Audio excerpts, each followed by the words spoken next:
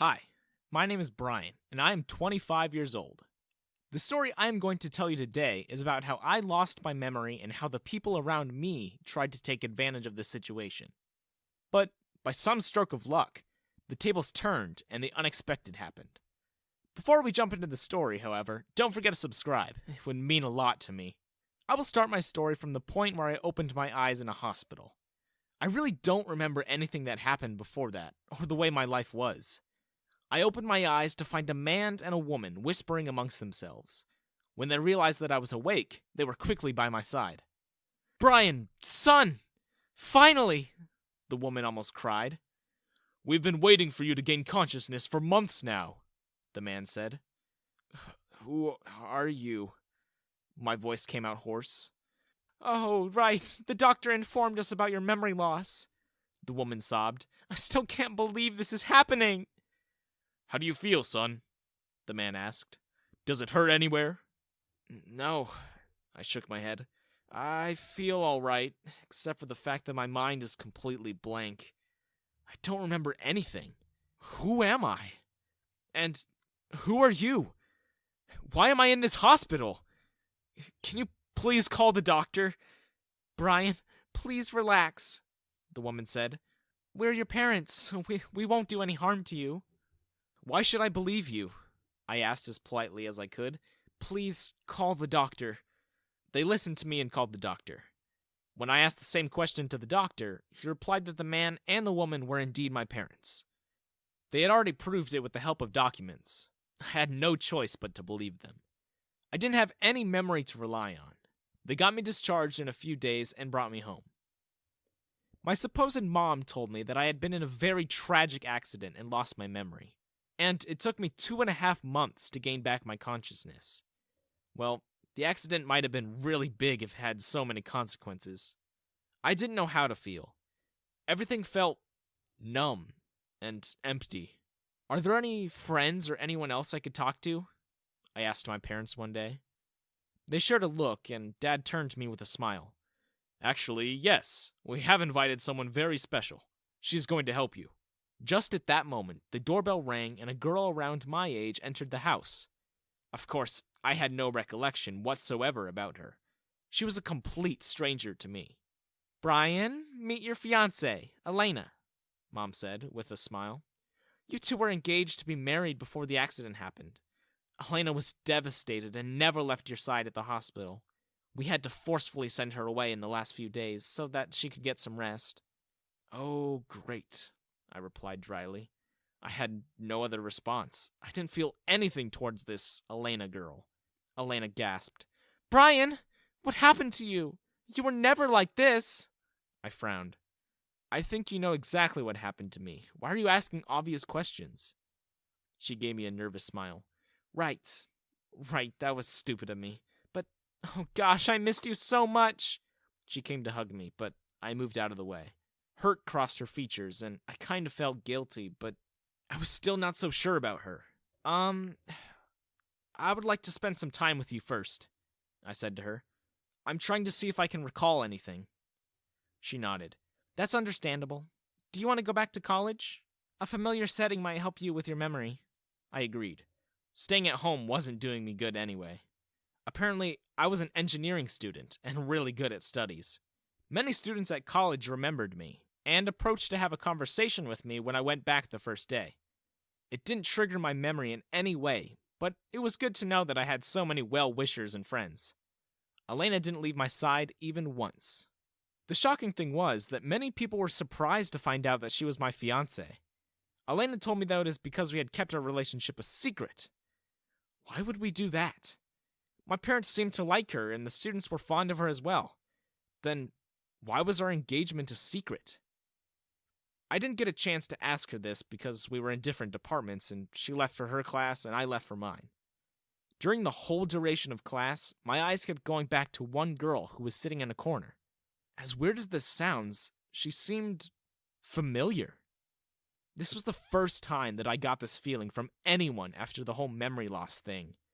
And I was not the only one staring. The girl kept stealing glances at me, too. As soon as the class got over, I caught up with her in the hallway. "Hey, I'm Brian," I said. Do we know each other by any chance? She looked up to meet my eyes, looking incredibly upset.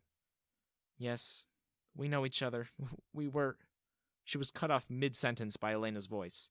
Brian, what are you doing here? For some reason, I felt annoyed that Elena had chosen this moment to intervene. She walked up to us and glanced at the girl I was talking to. Casey, I think I told you to stay away from Brian, Elena said to the girl. Are you trying to brainwash him? What are you talking about? I asked in confusion. Nothing, Brian, Elena replied. Don't talk to this girl. Let's just say that you didn't have good relations with her before your accident. Let's go. And with that, she started dragging me away. I turned around to see Casey standing there, looking like someone had broken her heart. And this made me feel really bad. It felt like I was forgetting something really important. The next day, Elena brought me to what looked like the abandoned wing of the college building. There were a few classrooms there, and all of them were occupied by girls. What is this? I asked Elena. It's a special college club. Come on, you'll have fun here, she said, dragging me towards one of the classrooms. All the girls instantly crowded around me and started complimenting me. Elena, what is happening? I asked through the commotion. Just enjoy your time here, Brian, she replied, laughing. I have a class. I'll see you later. I tried to follow after her, but the girls stopped me and made me sit down on a bench. Then they forced me to play games with them, and the whole time they were all over me, flirting and giving me suggestive hints. Why did Elena leave me in such a place? She was my fiancée. Wasn't she supposed to keep me away from other girls? Why was she doing this? I barely escaped that place in time for my class. After my class got over, I switched off my phone so that Elena couldn't reach me, and went to a cafeteria that was situated nearby. Guess who I saw there? It was the girl from the other day, Casey. My feet automatically made their way towards her, and I sat down in front of her. She was almost surprised to see me, but then covered her expression quickly. Casey, right? I started. We couldn't talk properly yesterday. You shouldn't be here, she said. Elena won't like it. But I want to be here, I replied. I want to know what's going on. I don't know why I'm so drawn towards you. I don't recognize anyone except you. How do I know you so well? She glanced down at her lap. Brian, you feel like this because, let's just say that we used to be best friends. What? Really? I asked in shock. Wait a second. If we were best friends, then why didn't you come to see me after I got discharged? She avoided my gaze. Your parents don't like me, and neither does your so-called fiancé. So I thought it's better to keep my distance. Are you saying the truth? I asked. She nodded, and then quickly changed the subject. How are you, by the way? Does your head hurt? It was such a fatal accident. I was worried that I would lose you. I frowned. Were we that close? I'm finding it hard to believe that you were just my best friend. Brian, please, she pleaded. Just trust me. It would be best for both of us. I don't want any harm to come to you again because of me. Okay, so she was definitely hiding something. She was making it clear enough, but at the same time, she wasn't telling me the complete truth. What was holding her back? To be honest, I felt more connection towards her than I did to my own parents. Why was this happening, though? Brian, what are you doing here? I've been calling you non-stop. Elena's voice traveled towards us as she entered the cafe and shot me a glare. You, she snarled at Casey. I told you to stay away from my fiancé. Did you not learn your lesson the last time? Stop yelling, I exclaimed. I was the one who came to her. She's my best friend, and I will see her every day now. Do you have a problem with that? Elena opened and closed her mouth several times like a fish. Then she grabbed my hand. Brian, you don't know her. She is a manipulative liar and a gold digger. She's taking advantage of your situation. She isn't anything to you. I will take my leave, Casey said and left in a hurry. I turned to Elena. She is not lying. I can feel it. She has no reason to lie to me. As for you, however, I can't say the same. I don't trust you. You freaking left me back there with all those girls who kept on flirting and made me uncomfortable. What kind of fiancé are you? I gave her one last look and left. As soon as I got home, I called my parents to the living room. Do you know Casey? I asked them. Their eyes widened and they shared a brief look. Yes, we know her, Mom said. She's not exactly a remarkable person. She used to be friends with you just so she could leech off of you. She doesn't seem like that kind of girl, I replied. In fact, it seems like she is really kind and helpful. I've seen her talking politely to everyone in class and helping others whenever they need it. Brian, why won't you believe us? Dad stood up. I'm telling you, she's just pretending. She wants to get on your good side. It was difficult enough to get rid of her last time. Don't associate with her again. Get rid of her? I narrowed my eyes. What do you mean by that? My mom looked around nervously. Oh, nothing. He just meant that we finally got her to stay away from you. She is such a gold digger. Don't let her enter your life again.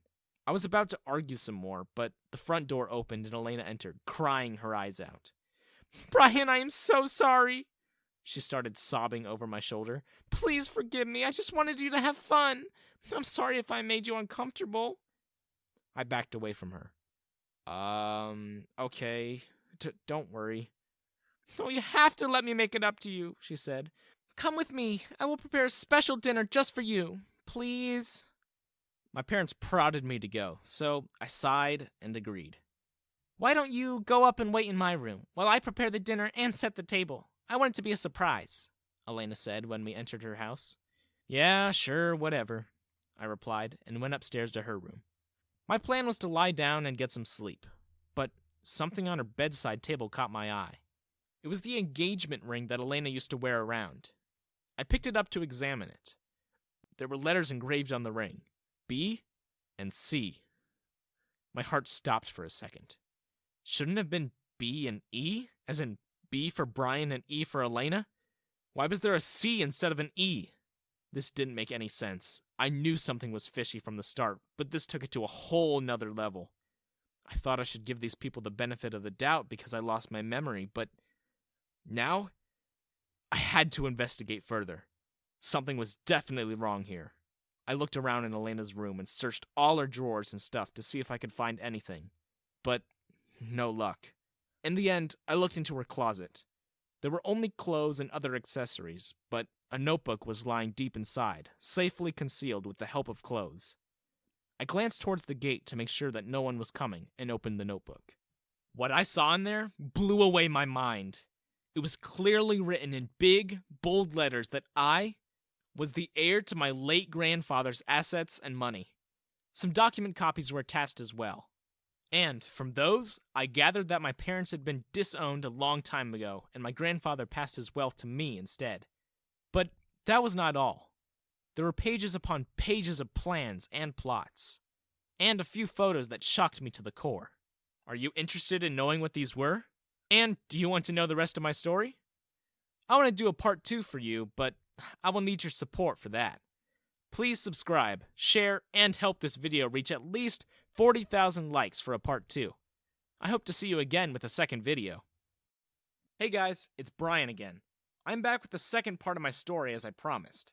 Please don't forget to subscribe to the channel to show your support to me. Let's jump into the story now. I'll pick up from where I left off. As I was telling you, I found a notebook in my so-called fiance's closet. The notebook was like a key to my life. It had so many photos of me with my family. At least, I was sure that my parents were not lying and they were actually my parents. But I was not so sure about Elena anymore. If you all remember, I told you about the engagement ring, which had the letters B and C engraved on it. Well, I saw that ring in one of the photos. And guess who was wearing it? It was not Elena. It was Casey, the girl who claimed to be just my best friend. There were so many photos of me with my parents and Casey, but Elena was nowhere in the picture. So, how the heck was she my fiancé? I knew from the beginning that something was very fishy. I didn't know what to do with this new information now. I couldn't just call out Elena and be done with it. I had to find out her motives first, and also the fact that why were my parents supporting her? The only weird thing that I had found out about my parents so far was the fact that they had been disowned by my grandfather.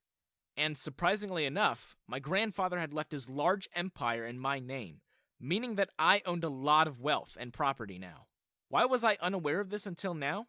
Shouldn't my parents have told me? Or were they planning to leech off of me? I heard Elena's footsteps nearing the room, so I quickly closed the notebook and placed it back before occupying a seat on the bed. "Hey Brian, dinner is ready," Elena said. "You can come downstairs now." I'm not hungry anymore," I said. I wasn't about to risk food poisoning by having a meal cooked by her. Who knows what she might have added? "What? Why?" she asked in shock. "Do I need a reason for not being hungry?" I retorted. "I don't want to eat, that's all. I'll head back home now. See you tomorrow at college." More like see you never. But I had to keep her around if I wanted to find out exactly what she was planning. Her notebook had given me a hint that she was after my wealth. Now, I just needed confirmation. Next day, the first thing I did after reaching college was seek out Casey. "We need to talk," I said. "Alone." She glanced around. "But your fiancée, Elena." I shook my head, cutting her off mid-sentence. "Come with me first." I took her to an abandoned part of the campus, and after making sure that no one was around, I opened my mouth. "I know everything, Casey. I know that you are my fiancé." Her eyes widened and she gasped. "How? Did you remember? Did your memories come back?" "No," I replied. "I didn't get back my memories. I happened to stumble upon some photos and also got a close look at the engagement ring. That ring belongs to you, Casey. How did Elena get it?" Casey averted her gaze. "Brian, it would be better if we don't talk to each other anymore. I don't want something to happen to you again." "What? What do you mean? What happened to me? And why are you being like this? You are the one I want to marry. I may have lost my memories, but I didn't forget my feelings for you. Do you really want me to marry that liar?" Casey was almost crying at this point. "You have no idea how much I like you, Brian. That is why I was staying away from you. You're right. We were engaged, but the thing is that your parents never liked me, and they still don't. And they've given me multiple warnings to break up with you, or they'll take drastic steps. You didn't know about any of this, and I couldn't tell you because they were your parents. And then one day, the accident happened. I was so devastated. And when I went to see you at the hospital, they blocked my way and threatened to report me to the police. They said that they would frame me for your accident if I didn't stop seeing you. And you know the rest." "Wow," I exhaled. I knew that something was wrong with them, but this is a whole nother level of evil. "Yeah, I'm sorry, Brian," she said. "I shouldn't say this, but I suspect that your parents were behind the accident too. You always used to tell me how weirdly they were acting ever since you inherited your grandfather's wealth." I scoffed. "I don't just suspect it. I am pretty sure now that they had a hand in this accident. I'm trying to figure out where Elena fits into all of this." "Oh, she used to chase after you before the accident happened," Casey replied. "You rejected her every time and told her clearly that you only loved me. But she never took a hint. I don't know what happened after the accident, but she must have somehow got in touch with your parents." I nodded. That made sense. I just had to catch them red-handed now. "Casey," I said slowly, "I hope you still know that you're the only person I love and want to marry. Please don't ever push me away again. I promise you don't have to worry about my parents anymore. I'll take care of them and that lying fake fiancée Elena." Casey nodded and then hugged me. After talking a bit more, we went to our classes and pretended not to even know each other. I met Elena during my break and invited her to my house for dinner. She didn't even suspect a thing and was ecstatic. I called my parents too and told them to be ready for the dinner tonight. When nighttime arrived, however, I sent them a message that I will be late. Elena was already there, and now that the three of them were alone, they were bound to discuss things, and that is exactly what I wanted. I sneaked in through the back door and hid in a spot from where they couldn't see me. Then, I took out my phone and started recording them. My mom was sipping tea. "I hope you are making progress with my son, Elena." Elena gave her a smug look. "Of course, no guy can resist my charms. Why do you think he invited me to dinner today? He is definitely going to bring up our marriage during dinner." My dad nodded. "If he won't, then we will. It's about time that you two got married and we get him to sign those papers, so that all his wealth could be ours." Yeah, in his dreams. After recording their whole conversation, I went out and entered through the front door. The three of them put on a perfect act upon seeing me. We sat down for dinner, and obviously I wasn't going to bring up the marriage. My dad did, however. And then, Elena and my mom supported him. I pretended to be surprised and shocked, and then gave my approval. So, a date was finally agreed upon, an invitation sent out within the next week. Meanwhile, I started doing my thing. I sent out the video that I had recorded to all the relatives and friends who were invited to the wedding, with a request to keep it a secret. I just wanted them to support me and watch the drama unfold on the D-Day. I also took Casey out for shopping, secretly. She was the real fiancée after all. The day of the wedding finally arrived. Everyone except my parents and Elena knew about my plan. I reached the venue and all the guests present there were giving me impressed and admiring looks. I nodded them with a smile and went to stand beside the priest. My parents were standing nearby, unaware of everything. "May the bride walk in," the priest said, and the doors opened to reveal Casey. Everyone started clapping and cheering for her, except for my parents. Their faces had gone completely pale. I smirked and took Casey's hand as she reached me. The rituals continued and everything was going smoothly, until the doors opened once again, and a very disheveled-looking Elena walked in, running towards me. "Wait! I am the real bride!" Elena yelled. "This girl is fake!" "No, you are not," I said dryly. "Cut out the act. We know everything."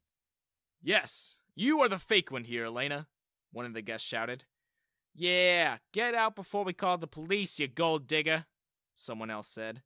"And you two don't deserve to be called Brian's parents," someone said to my mom and dad. "You should be ashamed of yourself." No, we didn't do anything," Mom defended herself. "It was Elena. She was the one behind this." I sighed. "There's no use lying now. We have evidence against all three of you, and we know that you were behind all of this, as well as my accident." Their eyes widened. "No? What are you saying?" One of the guests came forward and played the entire video to them, and I must say it was quite fun watching the color drain from their faces slowly. "You were despicable," I said to my parents, "and you should be behind bars for what you did. But I will let you go this time, because I still have an ounce of faith in your redeeming qualities.